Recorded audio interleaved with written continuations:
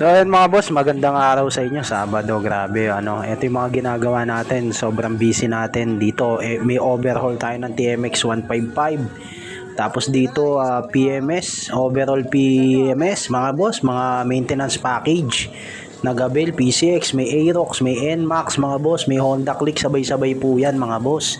Ayan, pasensya na po sa mga hindi natin naasikaso kasi itong mga to naka-schedule na to, matagal na mga boss. Ayan. Apat na kaming gumagawa dito. At ayan, naabuti na kami dito ng gabi mga boss. Yan, napakaraming ipapagawa. Sa mga gusto magpa-schedule mga boss, PM lang po.